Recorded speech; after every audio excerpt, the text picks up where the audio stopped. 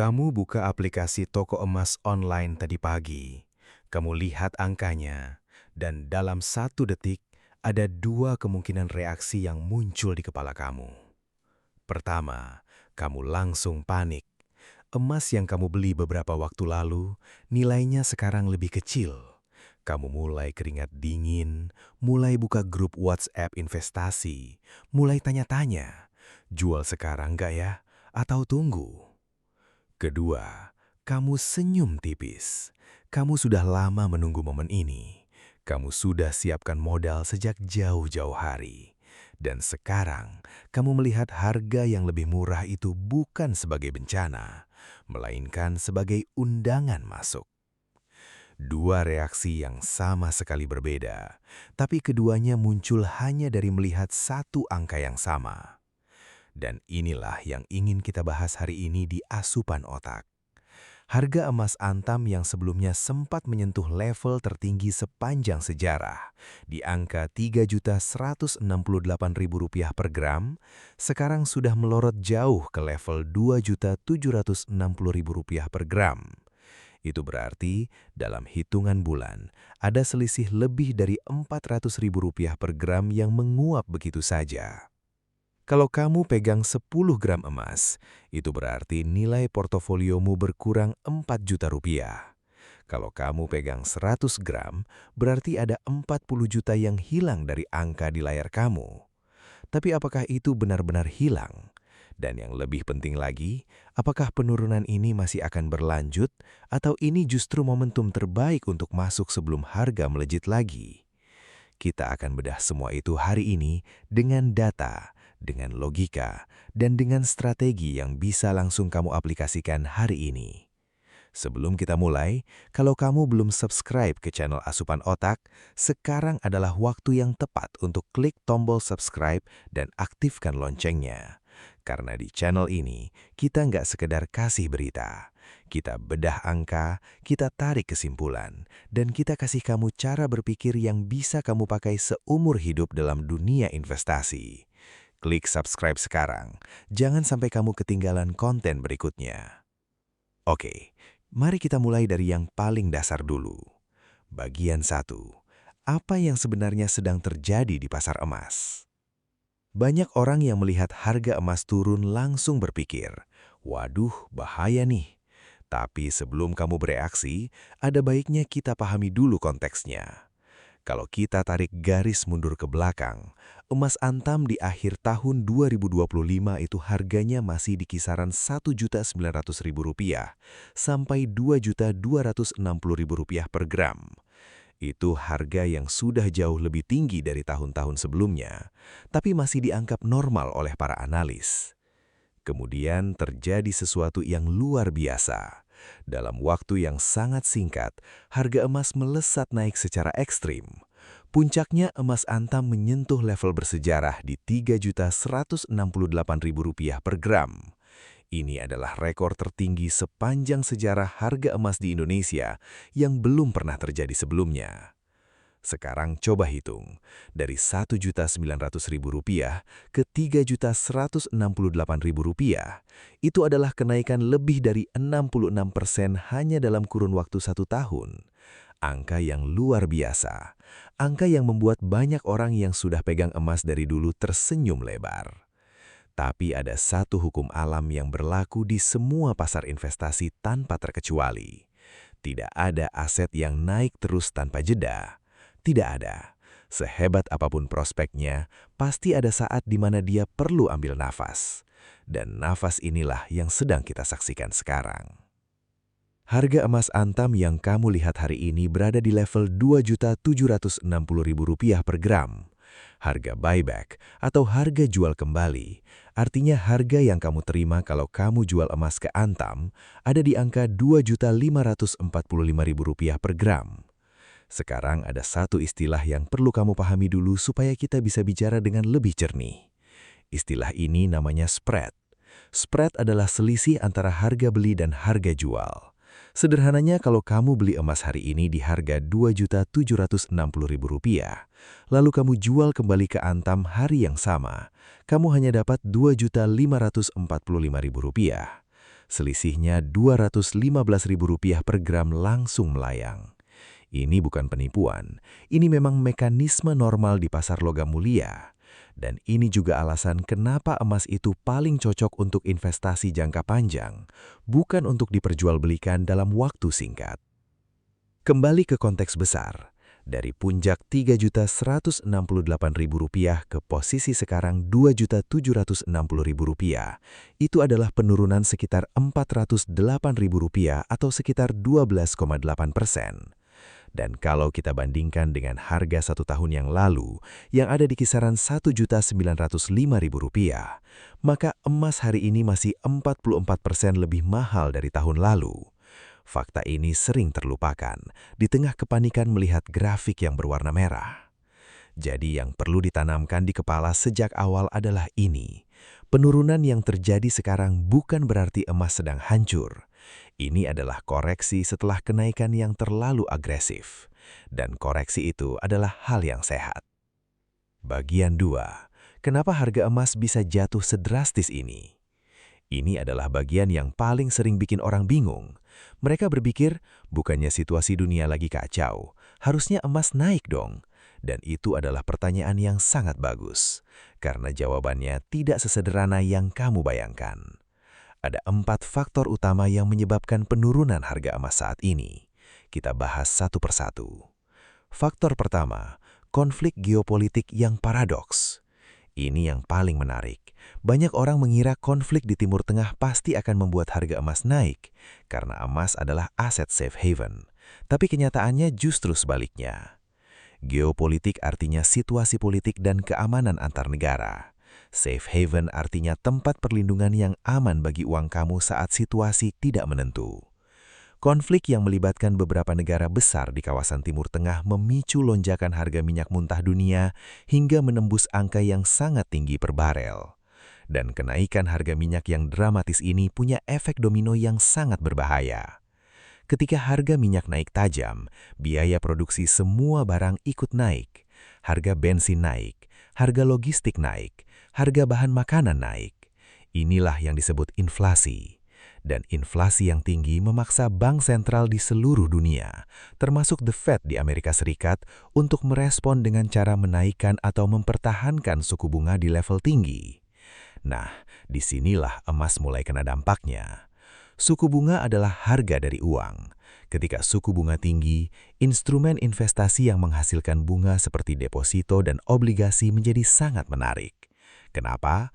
Karena uang kamu bekerja dan menghasilkan pendapatan tetap setiap bulan. Sementara emas tidak memberikan bunga sama sekali. Emas tidak membayar kupon. Emas tidak membayar kupon. Satu-satunya cara dapat untung dari emas adalah kalau harganya naik. Jadi logikanya sederhana. Ketika bunga tinggi dan deposito menarik, banyak investor memilih menarik uang dari emas dan menaruhnya di instrumen berbunga. Akibatnya, permintaan emas turun dan harganya pun ikut turun. Itulah paradoks yang kita saksikan sekarang. Konflik menciptakan tekanan inflasi, inflasi memicu kekhawatiran kenaikan suku bunga. Suku bunga tinggi membuat emas kalah bersaing, harga emas pun turun, meski dunia sedang tidak aman. Faktor kedua, aksi ambil untung secara besar-besaran. Ada istilah di dunia investasi yang disebut profit taking. Dalam bahasa Indonesia, ini artinya ambil untung. Sederhananya kalau kamu beli sesuatu di harga murah, lalu harganya naik sangat tinggi, pada titik tertentu, kamu akan tergoda untuk menjual dan mengamankan keuntunganmu. Bayangkan investor besar, lembaga keuangan, bahkan bank sentral dari beberapa negara yang sudah memegang emas sejak harganya masih di level Rp1.500.000 per gram 2 tahun lalu. Ketika harga mencapai puncak di Rp3.168.000, mereka melihat peluang untuk membukukan keuntungan lebih dari 100%. Itu angka yang luar biasa. Ketika para investor besar ini mulai menjual dalam jumlah masif secara hampir bersamaan, stok emas yang beredar di pasar tiba-tiba melimpah. Dan ketika stok melimpah tapi pembeli tidak bertambah, harga pasti jatuh. Ini adalah hukum penawaran dan permintaan yang paling dasar. Para investor besar ini sering disebut ikan paus karena ukuran transaksi mereka bisa menggerakkan seluruh pasar. Ketika satu ikan paus bergerak, seluruh ekosistem pasar ikut terguncang. Dan dampaknya terasa sampai ke toko emas di Surabaya, di Bandung, di Medan, dan di seluruh Indonesia. Faktor ketiga, pelemahan rupiah yang mempersulit segalanya. Ini adalah faktor yang sering diabaikan tapi sangat penting bagi kita yang tinggal di Indonesia. Harga emas global dihitung dalam dolar Amerika Serikat. Jadi, ketika kamu membeli emas di Indonesia, harganya sebenarnya adalah harga dolar dikalikan kurs atau nilai tukar rupiah terhadap dolar. Sekarang, rupiah sedang mengalami tekanan yang cukup berat. Nilai tukar rupiah melemah ke kisaran Rp17.400 per dolar Amerika Serikat. Ini adalah level yang sangat tinggi, yang artinya rupiah kita sedang melemah. Ada dua sisi efek dari pelemahan rupiah ini terhadap harga emas lokal. Di satu sisi, pelemahan rupiah seharusnya mendorong harga emas lokal naik karena kamu butuh lebih banyak rupiah untuk membeli dolar yang kemudian digunakan untuk membeli emas. Tapi di sisi lain, harga emas global dalam dolar sedang turun. Dua kekuatan ini saling menekan. Dalam kondisi saat ini, penurunan harga emas global dalam dolar lebih besar dampaknya dibanding efek melemahnya rupiah. Makanya kita tetap melihat harga emas antam turun meski rupiah juga sedang melemah. Ini adalah situasi yang kompleks dan jarang terjadi secara bersamaan. Implikasi penting yang harus kamu pahami. Kalau suatu saat harga emas global mulai rebound atau naik kembali, efeknya di Indonesia akan lebih terasa karena ada dua dorongan sekaligus. Harga dolar emas naik, ditambah rupiah yang melemah membuat konversinya ke rupiah makin mahal. Ini bisa menjadi akselerator kenaikan yang sangat kuat. Faktor keempat, pergeseran minat ke aset beresiko tinggi. Ada satu fenomena menarik yang terjadi di pasar global. Ketika situasi terasa mulai terkendali atau ketika ada secercah harapan dari data ekonomi yang positif, investor yang sudah lama bersembunyi di balik emas mulai berani keluar. Mereka mulai melirik saham-saham teknologi. Mereka mulai masuk ke sektor-sektor yang lebih berisiko tapi menjanjikan imbal hasil yang lebih tinggi. Dalam bahasa investasi, ini disebut risk on. Kebalikannya, ketika orang takut dan lari ke emas, itu disebut risk off. Emas itu ibarat payung, sangat berguna saat hujan. Tapi begitu matahari terlihat, orang cenderung tutup payungnya dan simpan di tas. Saat ini, ada kelompok investor yang mulai melihat secercah sinar matahari dari pemulihan ekonomi. Jadi mereka mulai menutup payung emas mereka dan beralih ke aset lain. Kombinasi dari keempat faktor inilah yang menciptakan tekanan jual yang begitu masif di pasar emas saat ini. Bukan satu sebab tunggal, tapi gabungan dari banyak hal yang terjadi secara hampir bersamaan. Bagian 3. Belajar dari sejarah. Ini bukan pertama kalinya. Sekarang kita masuk ke bagian yang paling saya sukai, karena di sini kita akan melihat bahwa situasi yang terasa sangat mencekam ini sebenarnya sudah pernah terjadi sebelumnya, dan apa yang terjadi setelahnya bisa menjadi panduan bagi kita. Ada sebuah pola yang sangat menarik dalam sejarah panjang emas. Setiap kali emas mengalami kenaikan yang sangat agresif dan cepat, selalu ada fase koreksi yang mengikutinya. Dan setelah fase koreksi itu selesai, emas selalu berhasil bangkit lebih tinggi dari sebelumnya. Kita ambil contoh yang paling relevan.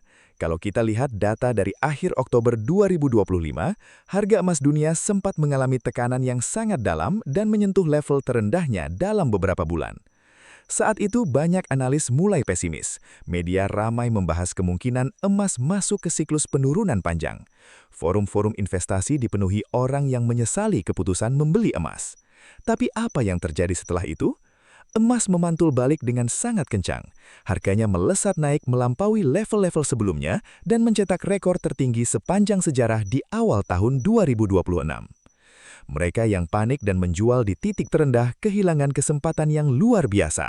Sementara yang sabar menunggu mendapat hadiah yang sangat besar. Dan sekarang kita berada di situasi yang mirip. Harga sudah turun dari puncak, sentimen pasar sedang negatif, banyak orang panik, dan pertanyaannya adalah apakah pola sejarah ini akan berulang? Untuk menjawab itu, kita perlu melihat apa yang dikatakan para analis terkemuka dunia. Peter Schiff, seorang investor dan analis emas yang sangat terkenal di dunia, memberikan analisis yang sangat menarik. Dia membandingkan situasi sekarang dengan apa yang terjadi di awal krisis keuangan global tahun 2008. Saat itu, emas sempat anjlok hampir 32% dari puncaknya.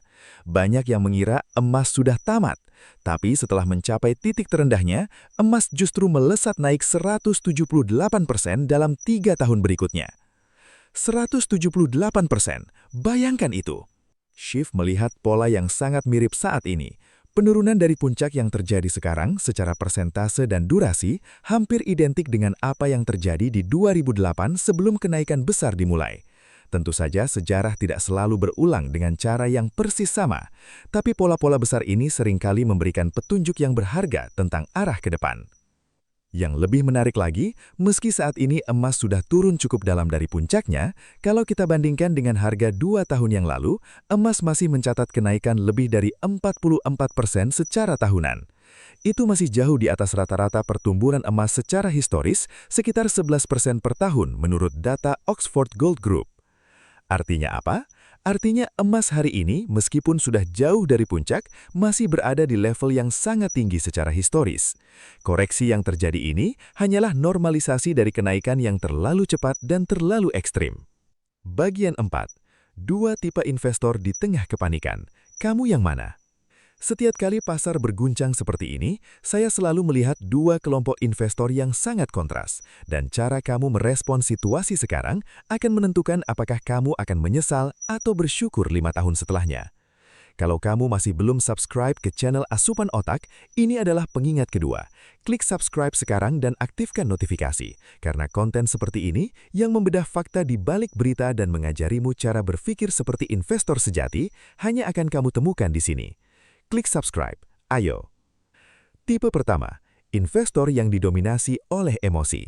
Ini adalah kelompok yang paling banyak jumlahnya, dan ironisnya, kelompok inilah yang paling sering rugi. Mereka membeli emas di harga puncak karena takut ketinggalan. Di dunia investasi, rasa takut ketinggalan ini disebut FOMO, singkatan dari Fear of Missing Out. Waktu itu mereka melihat semua orang membicarakan emas. Semua grup WhatsApp penuh dengan cerita orang yang untung besar dari emas. Media ramai memberitakan rekor harga baru, dan dorongan untuk ikut-ikutan itu terasa sangat kuat. Akhirnya mereka masuk. Beli di harga yang sudah sangat tinggi, mendekati puncak, mungkin bahkan memakai uang yang seharusnya untuk kebutuhan lain karena rasa takut ketinggalan itu sudah begitu kuat. Sekarang harga turun, dan mereka panik. Mereka mulai berpikir, jual sekarang sebelum makin parah.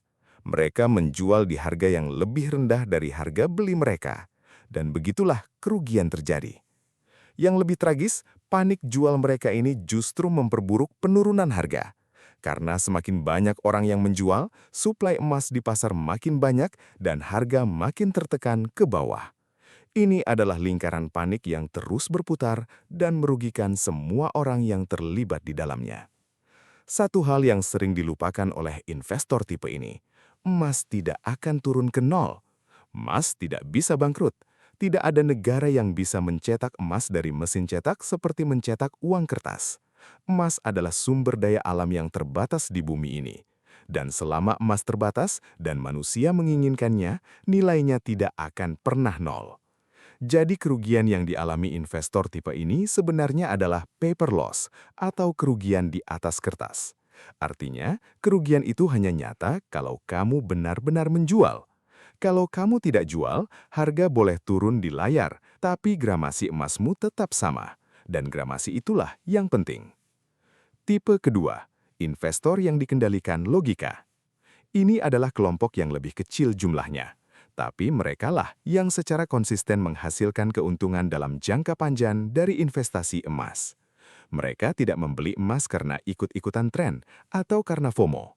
Mereka membeli berdasarkan rencana yang sudah disusun jauh sebelumnya. Mereka tahu mengapa mereka membeli emas. Mereka tahu berapa target waktu investasi mereka. Dan yang paling penting, mereka punya cadangan modal yang tidak digunakan semua di satu waktu. Ketika harga turun, investor tipe ini tidak panik. Mereka justru tersenyum, karena penurunan harga berarti mereka bisa menambah koleksi emas dengan harga yang lebih murah. Mereka tidak melihat grafik merah sebagai musuh, mereka melihatnya sebagai diskon. Bayangkan kamu suka belanja di toko tertentu. Suatu hari toko itu mengadakan sale besar-besaran dengan diskon 15%. Apakah kamu akan panik dan lari dari toko itu? Tentu tidak. Justru kamu akan antri di depan pintu dan borong sebanyak mungkin sebelum sale-nya berakhir. Itulah cara pandang investor tipe kedua terhadap penurunan harga emas saat ini. Dan ada satu pelajaran yang sangat penting dari sini.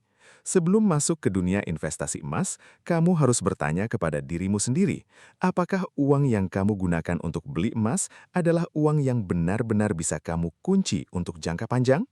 Apakah kamu akan panik kalau nilainya turun 20% di layar dalam waktu singkat?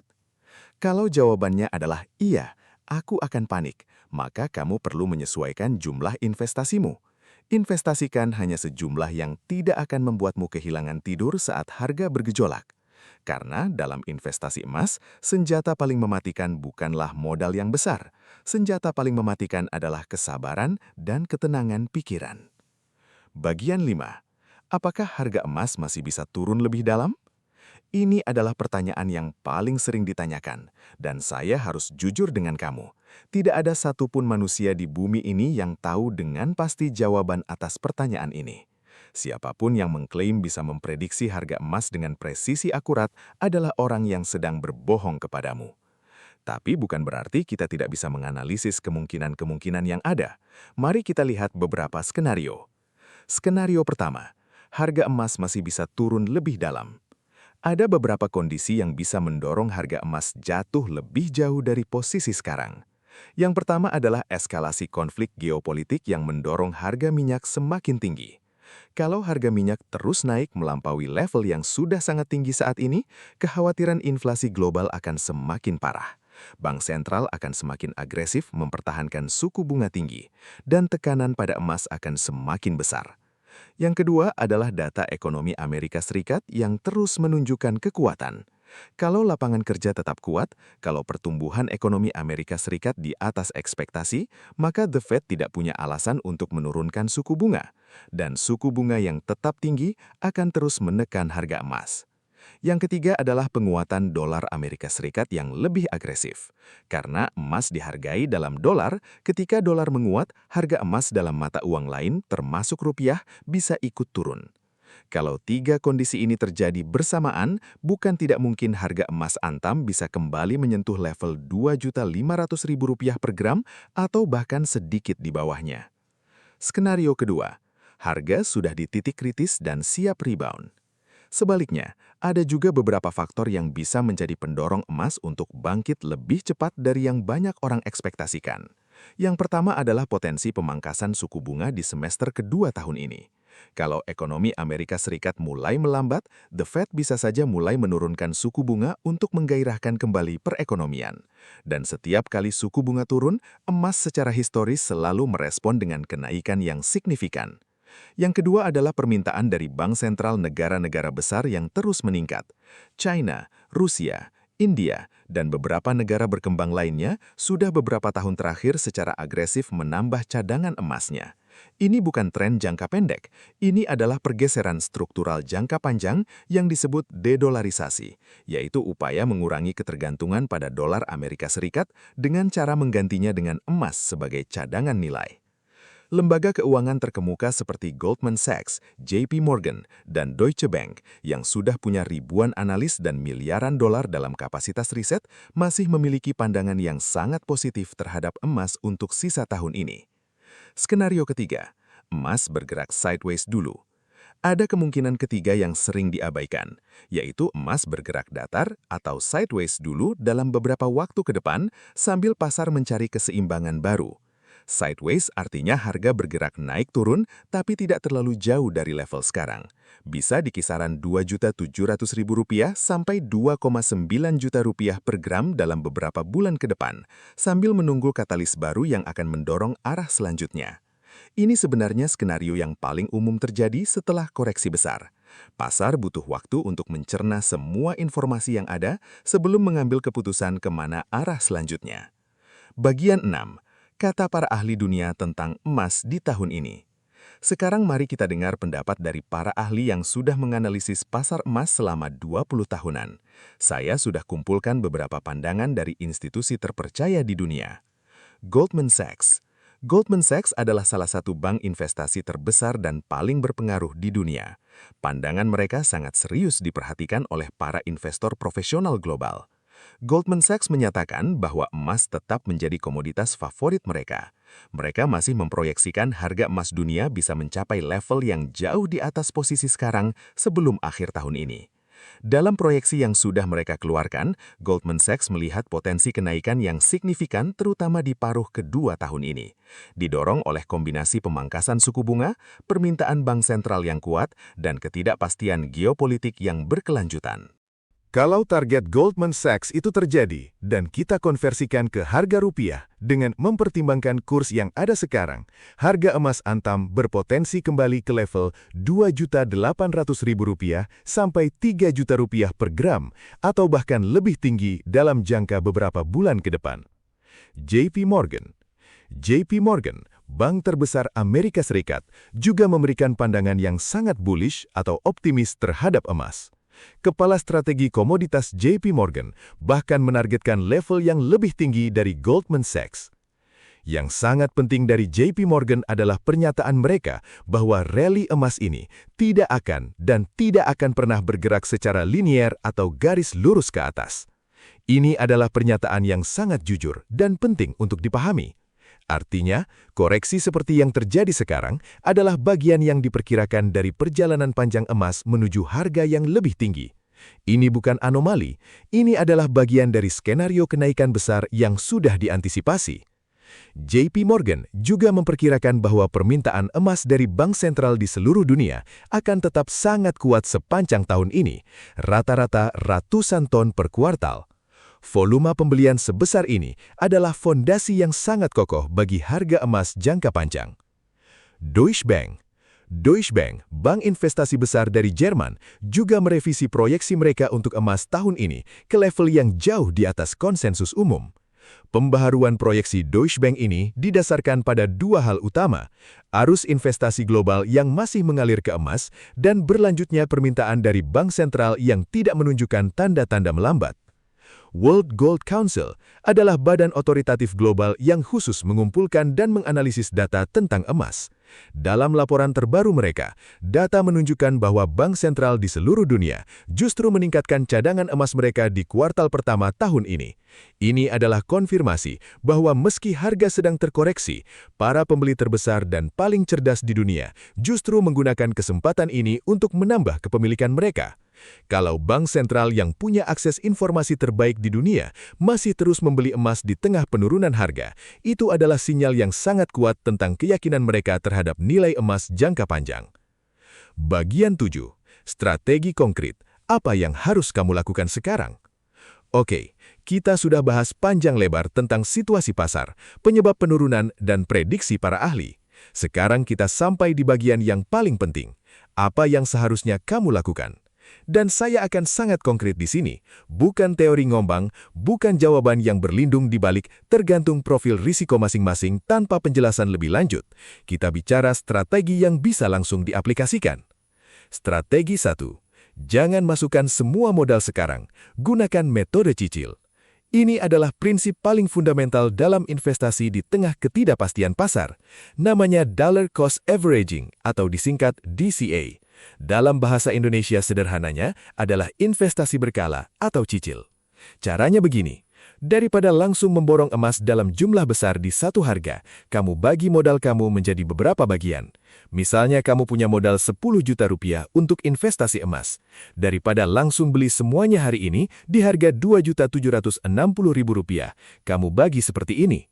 Bagian pertama, sekitar 30% dari modal atau 3 juta rupiah, kamu beli sekarang.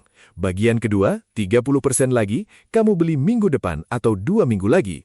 Bagian ketiga, 40% sisanya, kamu simpan dulu dan beli di momen berikutnya. Dengan cara ini, kalau ternyata harga turun lagi ke Rp2.600.000 minggu depan, kamu masih punya peluru untuk beli di harga lebih murah. Rata-rata harga beli emasmu pun menjadi lebih rendah dan lebih kompetitif. Sebaliknya, kalau setelah kamu beli bagian pertama hari ini, harga langsung melompat naik ke Rp3.900.000 minggu depan, setidaknya kamu sudah punya emas yang dibeli di harga bawah. Kamu tidak ketinggalan kereta sepenuhnya. Itulah keindahan metode DCA. Kamu tidak perlu bisa memprediksi puncak atau dasar harga. Kamu tidak perlu menjadi peramal ekonomi. Kamu hanya perlu disiplin dan konsisten. Strategi kedua, pastikan uang yang digunakan adalah uang dingin. Ini sangat krusial dan sering diabaikan. Yang dimaksud uang dingin adalah uang yang benar-benar tidak akan kamu butuhkan dalam waktu minimal 1-2 tahun ke depan. Bukan uang untuk bayar cicilan bulan depan, bukan uang darurat yang harus selalu liquid atau mudah dicairkan, bukan uang yang kamu kumpulkan untuk liburan akhir tahun. Uang untuk investasi emas harus benar-benar uang yang bisa kamu lupakan untuk beberapa tahun ke depan. Kenapa ini penting? Karena kalau kamu terpaksa menjual emas dalam kondisi harga sedang turun karena butuh uang mendesak, kamu akan rugi. Dan kerugian itu bukan salah pasarnya. Itu terjadi karena perencanaan keuangan yang kurang baik di awal. Jadi, sebelum beli emas, pastikan kamu sudah punya dana darurat yang terpisah. Dana darurat yang ideal adalah setara 3-6 kali pengeluaran bulananmu, disimpan di instrumen yang sangat liquid seperti tabungan atau deposito jangka pendek. Setelah dana darurat aman, baru gunakan kelebihan danamu untuk investasi emas. Strategi ketiga, tentukan tujuan investasimu dengan jelas.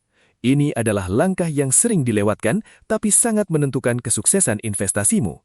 Kamu harus tahu dengan jelas untuk apa kamu beli emas. Kalau tujuanmu adalah untuk dana pendidikan anak 10 tahun lagi, maka fluktuasi harga hari ini, minggu ini, bahkan bulan ini tidak relevan sama sekali. Yang penting adalah posisi harga 10 tahun dari sekarang. Dan secara historis, selama 20 tahun terakhir, emas tumbuh rata-rata 11% per tahun. Dengan siklus tersebut, emas yang kamu beli hari ini kemungkinan besar akan jauh lebih mahal 10 tahun ke depan. Kalau tujuanmu adalah untuk dana pensiun 20 tahun lagi, maka kamu bisa lebih tenang, karena dengan cakrawala waktu yang lebih panjang, probabilitas keuntungan dari investasi emas semakin besar. Kalau tujuanmu adalah untuk DP rumah 3 tahun lagi, maka kamu perlu lebih hati-hati, karena 3 tahun adalah waktu yang relatif singkat, dan ada risiko harga emas masih di bawah harga belimu saat kamu butuhkan. Tujuan yang jelas akan membantumu tidak terbawa emosi saat pasar bergejolak, karena kamu tahu persis mengapa kamu memegang emas dan berapa lama kamu akan memegangnya. Strategi keempat, pantau 2 angka, bukan hanya angka 1. Banyak investor emas hanya memantau harga beli, padahal ada angka lain yang sama pentingnya, yaitu harga buyback atau harga jual kembali. Ketika kamu mempertimbangkan apakah sebuah harga sudah layak untuk masuk, hitung selisih antara harga beli dan harga buyback. Selisih ini adalah biaya yang harus kamu bayar hanya dari transaksi sebelum kamu mulai menghitung keuntungan. Saat ini, harga beli emas Antam ada di Rp2.760.000 dan harga buyback ada di Rp2.545.000. Itu selisih Rp215.000 per gram. Artinya, harga emas perlu naik minimal Rp215.000 dari harga belimu hari ini hanya supaya kamu balik modal kalau tiba-tiba harus menjual kembali ke Antam. Ini bukan untuk menakut-nakuti kamu. Ini supaya kamu realistis dan supaya kamu semakin memahami bahwa emas adalah instrumen jangka panjang, bukan untuk dijual dalam waktu dekat. Strategi 5. Pilih platform dan produk yang tepat. Di Indonesia ada beberapa cara untuk berinvestasi emas. Masing-masing punya kelebihan dan kekurangan yang perlu kamu pahami. Emas Antam batangan adalah yang paling banyak diminati karena memiliki sertifikasi resmi dari LBMA, yaitu Lembaga Pengakuan Internasional untuk Kualitas Emas. Emas ini diterima secara global dan mudah dijual kembali. Kekurangannya adalah harganya relatif lebih mahal dan ada spread yang cukup besar antara harga beli dan jual.